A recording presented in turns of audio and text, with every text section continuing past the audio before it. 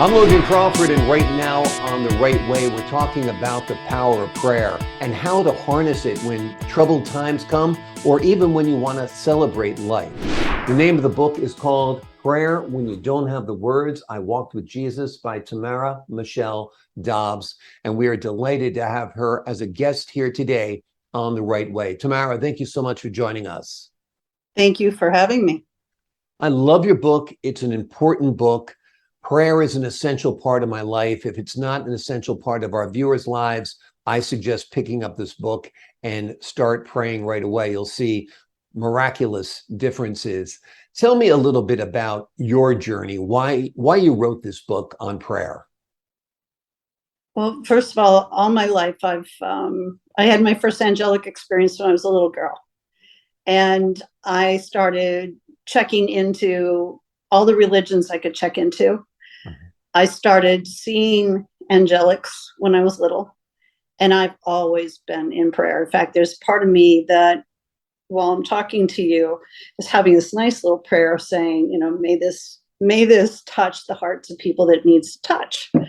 And so that prayer without ceasing has always been a huge part of my life. I found I was in a lot of accidents. I've had a lot of trauma, and I found that a lot of people need hope. And I had a person on the table, my massage table, because that's what I do for my normal everyday income. And something was really wrong. And I asked to sweep her energy, and I asked if I could do a prayer for her. And she, by the time I finished, she said it was the most beautiful prayer she ever heard. It completely changed her attitude. And she said, that's going to be the book you're going to write. I have another one that I've been writing for years. And she said, this is going to be the one. And then a couple of weeks later, somebody reached out to me and said, would you speak at our conference? And then it turns out I'm going to start it last week of June. It's going to be done by the middle of July, and I'll have it in editor's hands by August. I had never heard that before, not in my head. And I found that that's exactly how it went. And I dreamt about a waterfall being close by. I ended up driving 5,500 miles round trip to go write the first edition of this. And one, I did something stupid, and I ended up in the hospital for a couple of days because of it.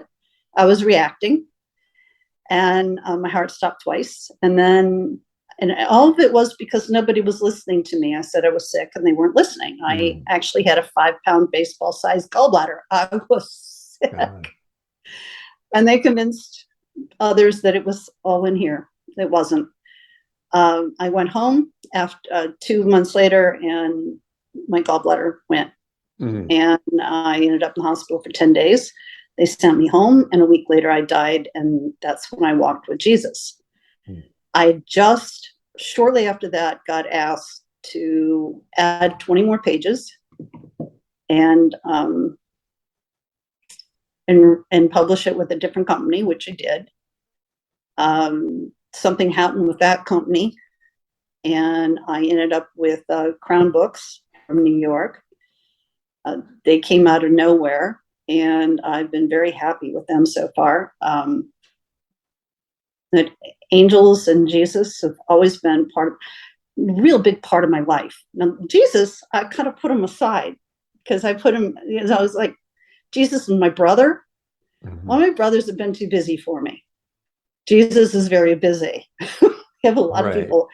So I put him aside, and then God, I was a little frightened of him because we have parents. I didn't trust my parents.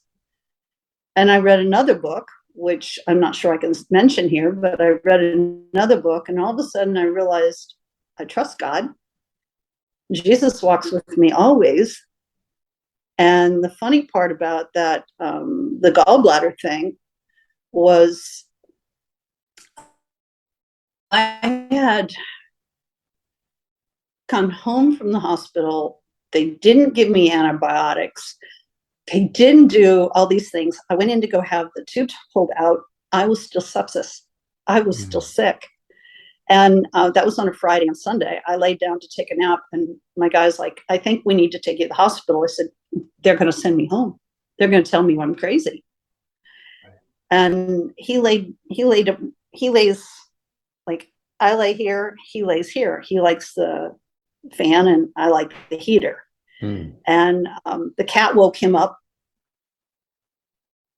He can't meow. 18 pounds jumped up and down on him. And anyway, he ends up seeing that I was not breathing and I had no heartbeat. And I had the most beautiful man, most beautiful, reached out, took my hand, and we perused the heavens. Everything, I keep saying everything changed my life, and that was so magnificent. I actually came back depressed. I came back angry that I couldn't stay. Now, the other times that I've had experience, the first one I asked to stay, second one I was given a choice, third time I got laughed at, the fourth, I wanted to stay because here I was with him. Right. A couple months later, I get a dream, and there he is again. And he's like, Tamara, why do you think we went through all this? And I'm like, I'm not sure. He goes, you have a job. You have a job that others can do, but only you have the passion that we have put in there. You are to give hope. Well, go get over yourself. Literally, I swear. He pointed at me, he says, get over yourself. And you get busy. And ever since then, amazing. It's either I'm working on pulling things together and getting this little book out, getting the other one, which actually talks more about my journey to here as well as the journey there. Yeah. Because this little book is a prayer book, and then just has a little bit about my history and about the fact that I got to walk with him. Amazing. Amazing. I love the connection, the faith. I must have been very faith renewing for you to have that experience, with your heart stopping and seeing Jesus and, having this otherworldly experience, really realizing the beauty of it, and then realizing it that you still had work to do on this earth. That's why we're here. We have work to do. And some people get so tied up. It's like we just had Ian hit. We just had this horrific thing happen. Yeah. And nothing happened in my place. Nothing. Except for a plant. That was it.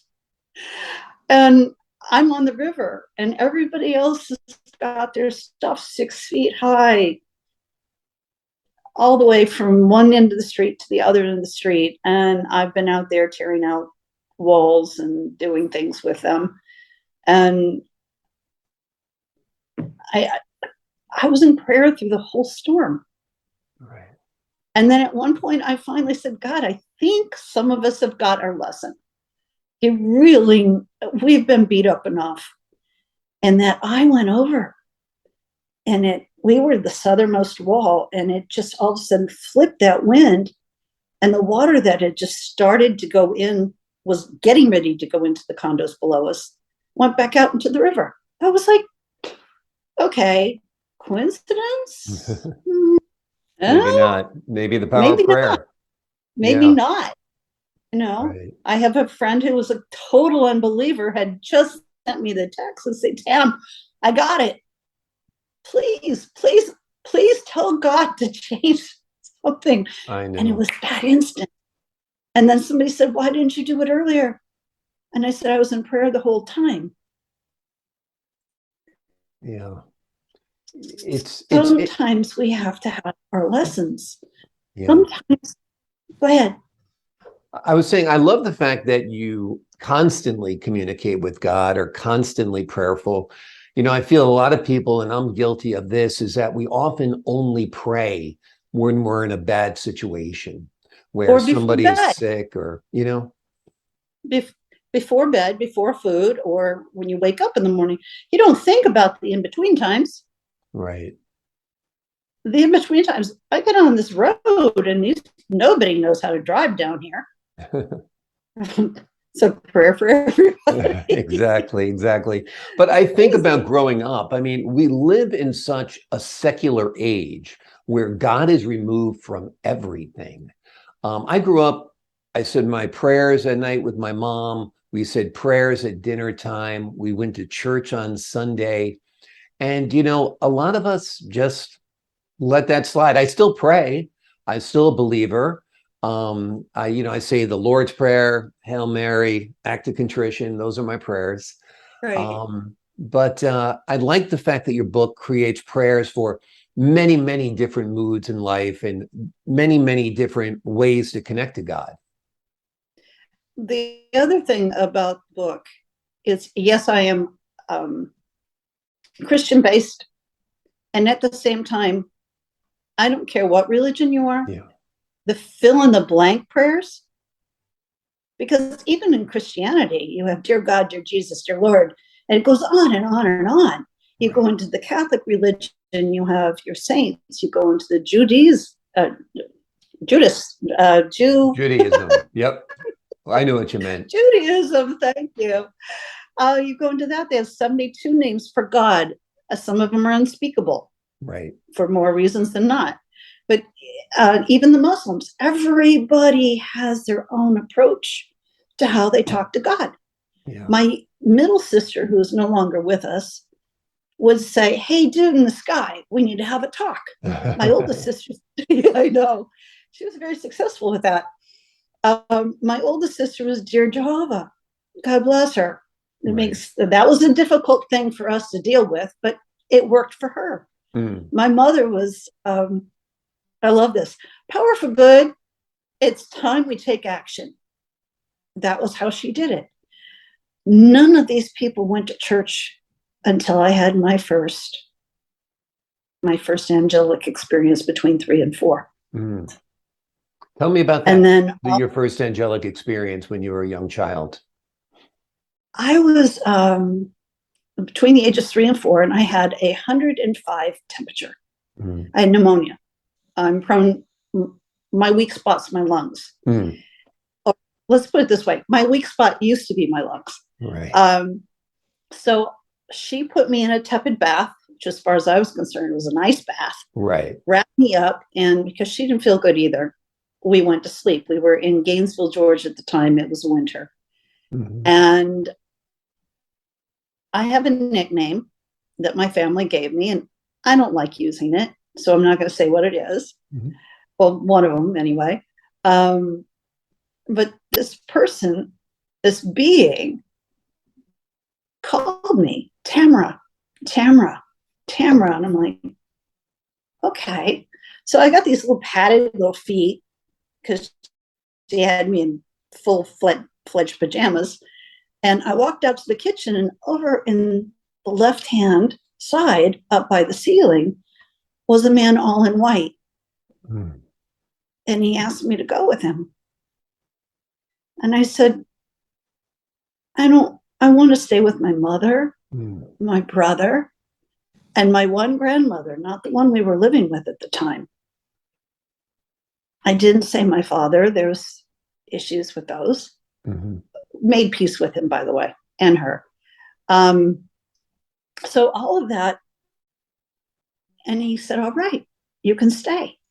Well, I went back, and instead of going back to bed, we had this cupboard that kind of had towels in it, had a towel warmer, and I crawled in with the towel warmer. And the only thing that was left out was my foot, which I still do to this day. I always got one foot out. And my mother was walking around. She couldn't find me. She flipped. Very dramatic woman. And she's screaming my name, and she sees my foot sticking out of this thing, and he yanks me out. So the thing is, the next thing we got to talking as to what happened and who was this man that called me, and I told her. She didn't understand. She said, take me where you saw him. And I'd point up in the corner.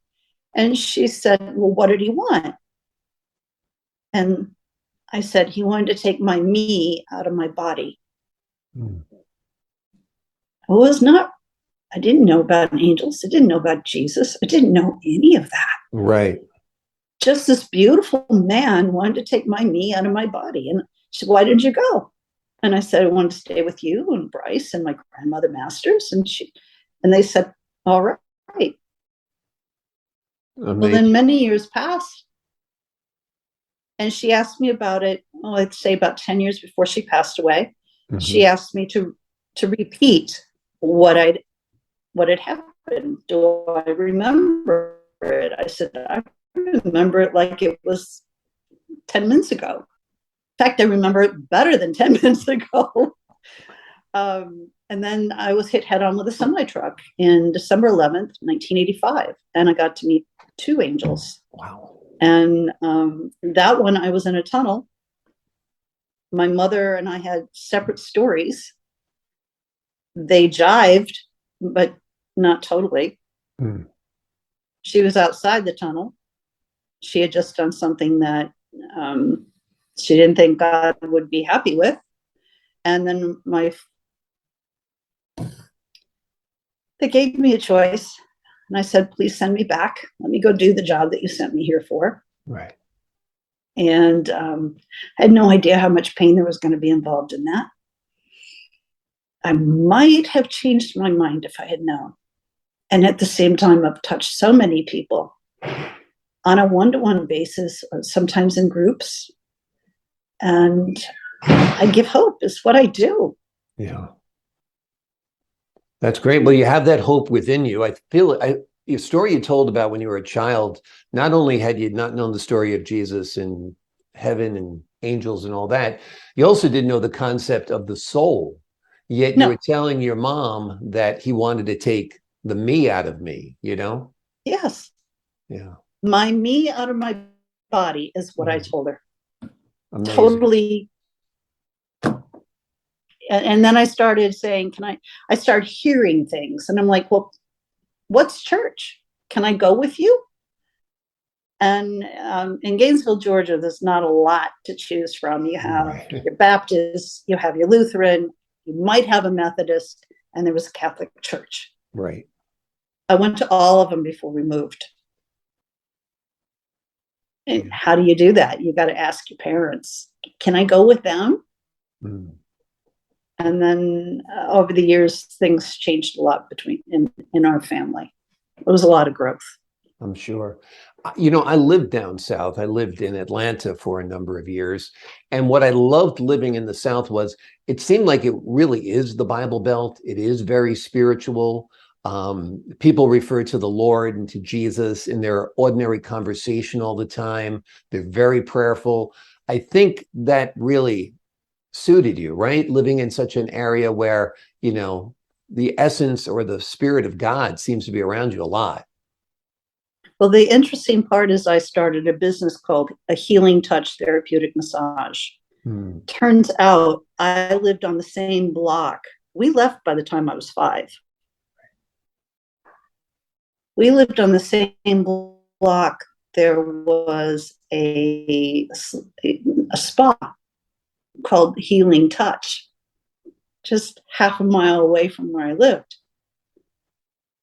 This is all just, it all just fits in. It's this great big puzzle, and it just all fits together. Who I am and what I do. And right. My attitude is that if I'm in a grocery store and somebody's bitchy, there's 2 things. 1, they might have a blood sugar issue. 2, maybe they need a smile. Right. Maybe they need a stupid joke. I don't know. I've got all of them. Yeah. You got a lot of tools in your bag of tricks to bring out the best in people, which is great.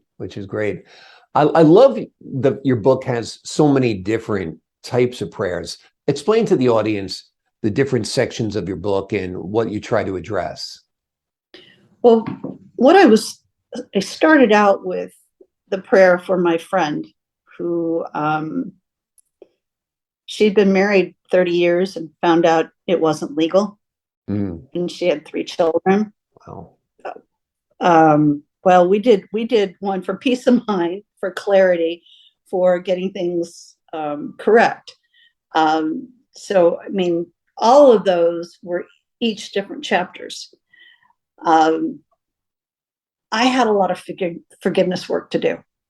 My parents were hard. I sometimes would call my mother my momster, and I adored her. She was just beautiful, and my father was dynamic, and he wasn't the most mentally balanced of men.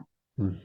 So I learned to love those people that have illnesses, mental illnesses. They had 2 different types. Fortunately, I genetically did not get them. I went and got tested. Right. Because I know things. And so because I know things, I got a little scared that maybe I might be schizophrenic or all those Right. other things. Right. So I've been tested three times. I'm like, okay, I'm all right. Yeah. So the prayer, each one of them is, and I have it right here, is that I started out with why it's important to me. And my first one was journey of service. Mm-hmm. And my journey of service is because I'm all about giving. Now, somewhere along the line, I had to learn to give back to myself first, put that oxygen mask on, because I would give it all before it would over with. And then I went into prayer for forgiveness. And I talk about some of my journey with my mother and my father and some of my siblings, and then how I had to work through it, how I had to learn to love the monsters. Yeah. Because, God loves us. I don't care how bad or how ugly or how monstrous you are. I may have the inability to love certain types of people. I don't have that inability anymore. It just means I have boundaries that I don't let them in my world. Right. But each one of these was something that happened in my life. One of my great nieces passed away at 29.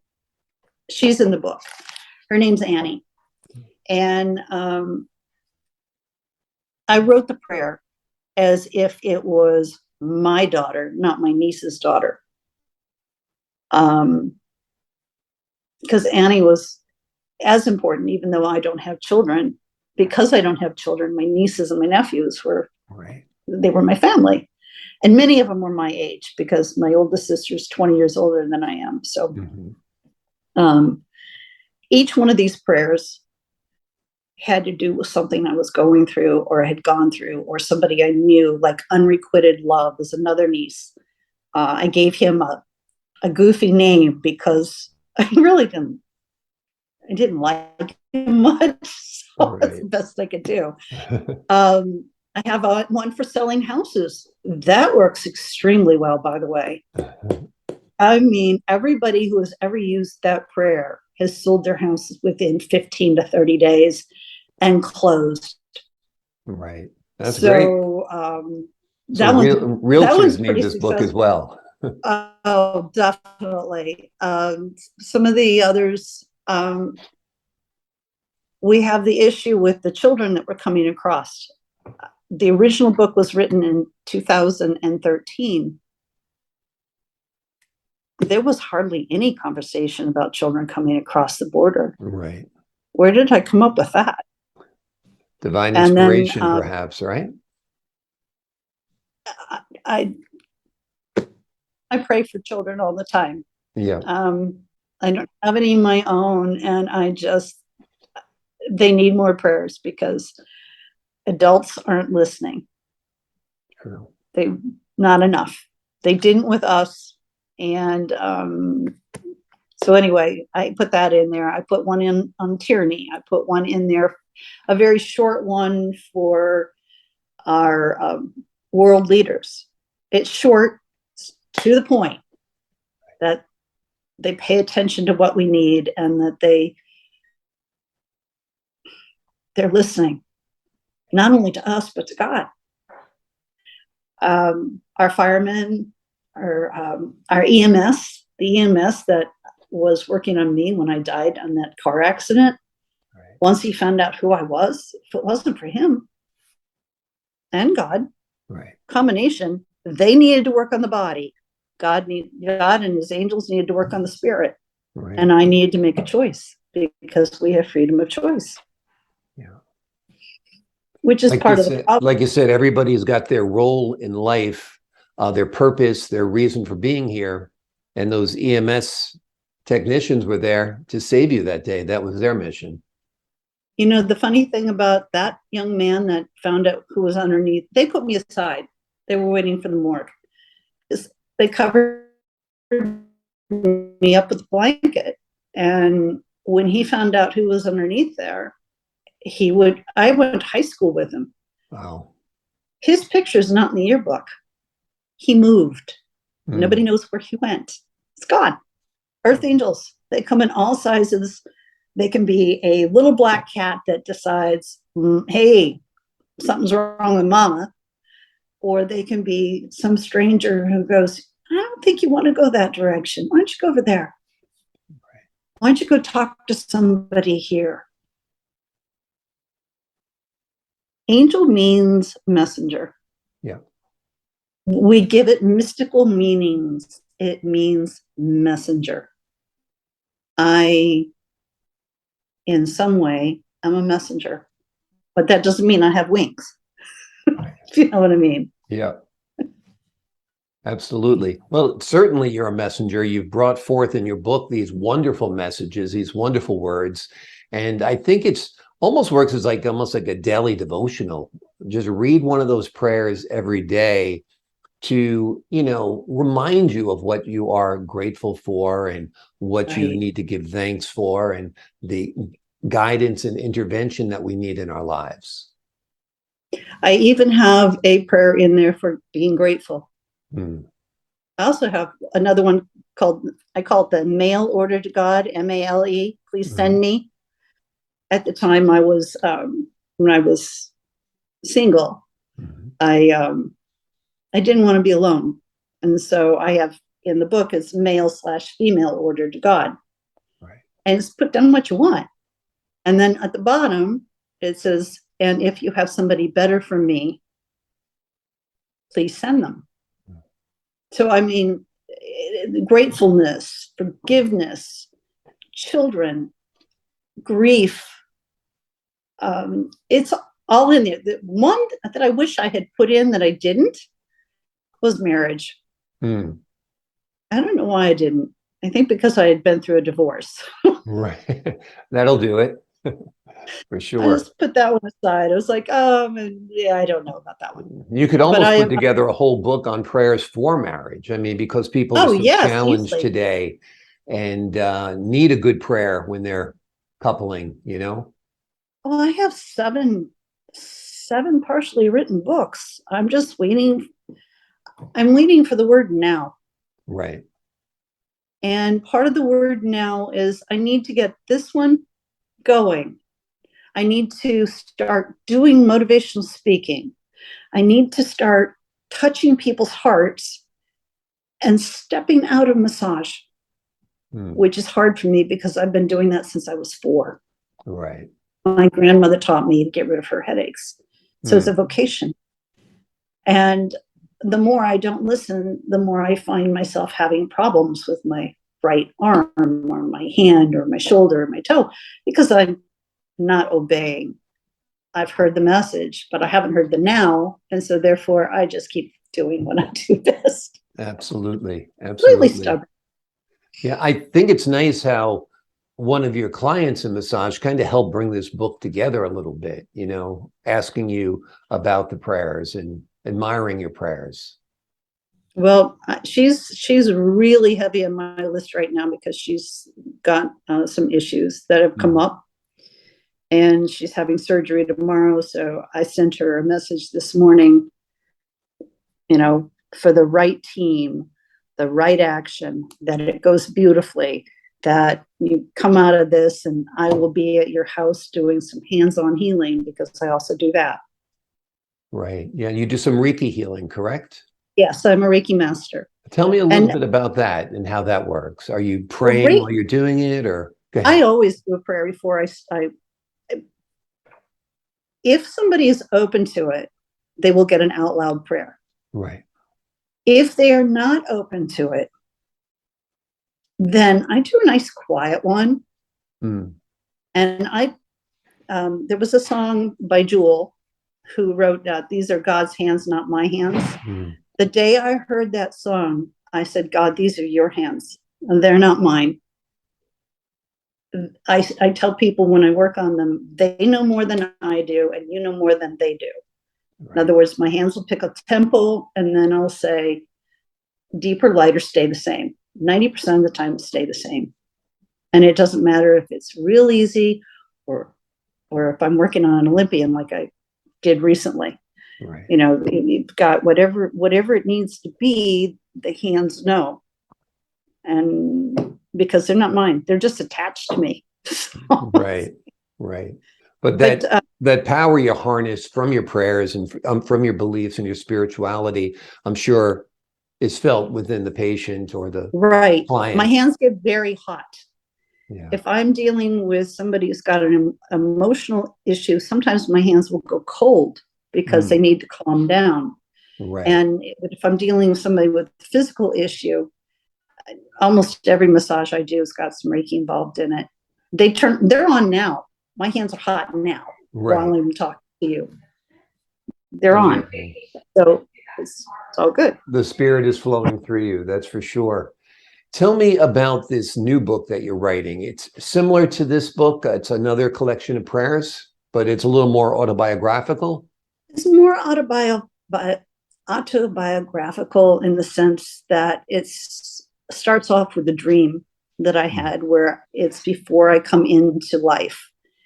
And then as I've used prayers over the years, or I've been with my mother when she started using some prayers, she wrote a prayer one time for somebody that was told that they had stage 4 cancer, been in a car accident. They're perfectly fine. Then they were in a car accident. They found this.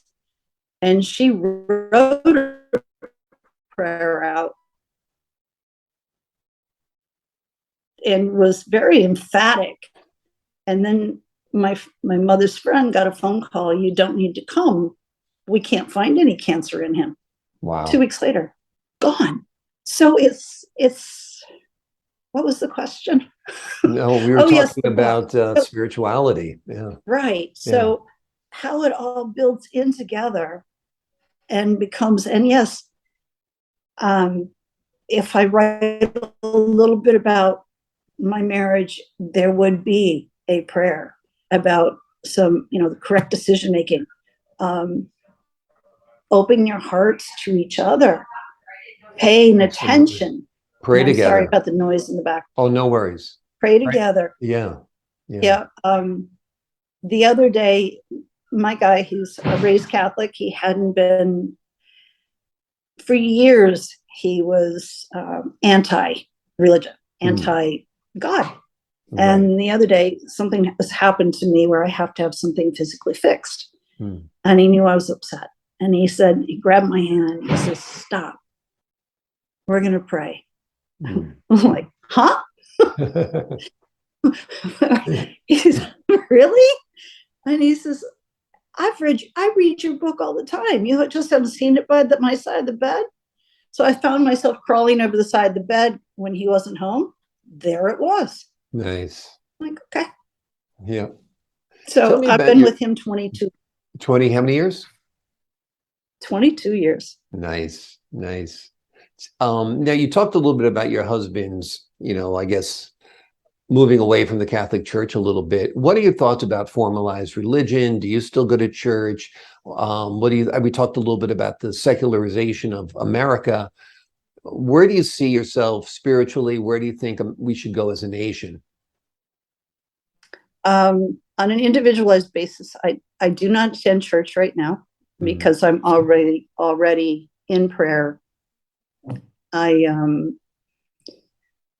have been to a few, and they're telling me things different than what I believe.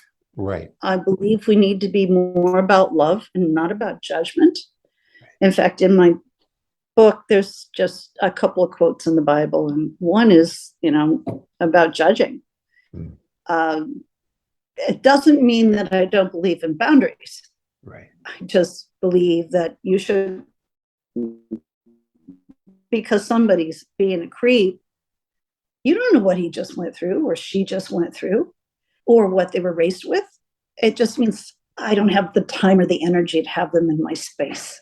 Right. God bless them, send them love, and right. and walk away Yeah. from that.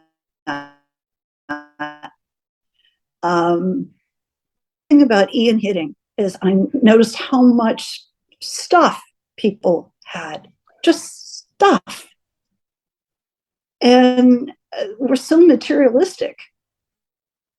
Some of the stuff was valuable. Some of the stuff had sentimental values. A lot of it would make you cry if you were to see it in person. Yeah. In fact, I've had people come down. I'm like, whatever you do, don't go down the side roads. Right. Come down in prayer. Stay in prayer. If you go to church, go to church. If you don't go to church, that shouldn't stop you. Well, first of all, the word should is like crapping on yourself. Don't use that word. Mm. Look at people with your heart, not your emotions. In the sense, heart is all love. But if you look at somebody who is doing something that you think is incorrect, there's different sides to a block, different ways that you look at it. You've got the top side, you've got all these other sides, you've got the bottom, you've got the middle. Same thing with a coin. You're only seeing one side. Your side could be wrong. Right. Or misinterpreted. So where should we be? Where? There was that word should. We need to be going towards loving and accepting. Whoever's in power, we need to give them our energy. To a point, we don't have to give them all our energy because we got other people to do. I use God's energy. I'm like, okay, God, go help this person, whoever's in charge of whatever it is.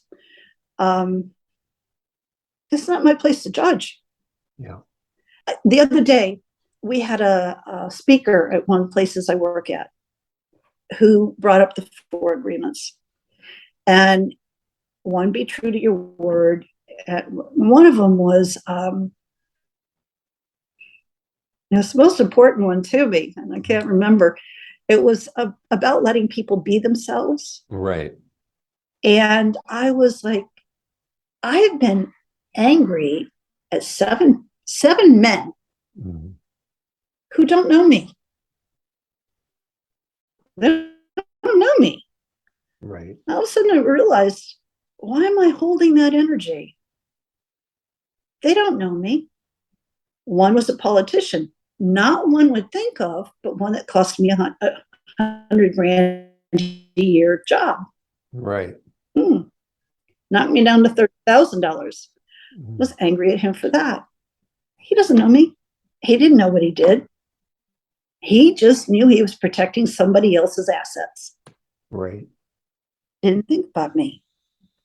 So I don't have to think about him anymore. He's not very attractive, so I send him lots of love. Right. Well, I think that's good. When you have hate, I'm not saying that was the feeling you had, but hate is a burden on you. So it's much easier to put love out into the universe than to put hate out into the universe. It's much easier to put happiness out into the universe than it is to put anger out into the universe. And I think that's what your book really helps people do, is to look at their lives, look at creation, look at their connection and their relationship with God, whatever they imagine that to be, or believe that is, or feel that is, or know that is.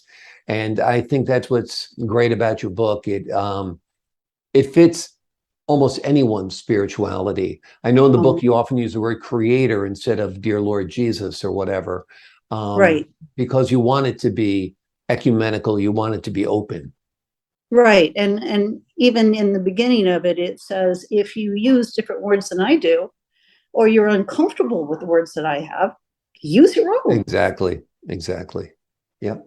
Make it your And own. I make it your own. And it's all about life experiences Yeah. and how to reframe them. Head on with a semi truck. Yeah. You would think that might be a really dark experience. Instead, I flipped it Right. and I see it differently. Um, Absolutely. I slipped and I fell. I've got 11 torn muscles and tendons in my body. I have to stop doing massage. Why? Because I've got to write more books. Absolutely. Absolutely. I got to take time out and go talk to people, give Yeah. hope. Yeah. Well, your book is wonderful. It is called Prayer When You Don't Have the Words. I Walked with Jesus by Tamara Michelle Dobbs. It's available on Amazon. You can get it on Kindle. You can get the actual physical copy that you saw Tamara hold right there. And it is highly recommended for you to add it to your collection. No matter what your religion is, you will find peace, you will find love, you will find devotion, you will find happiness in these words because they're written by a woman who is beautiful inside and out. And we appreciate all of her great perspective that she's given us on love, life, and religion here today on The Right Way. Tamara, thank you so much for joining us. I am so honored. Thank you so much. It's my pleasure. And to the folks at home, I'm Logan Crawford, thanking you for your time this time. Until next time on The Right Way.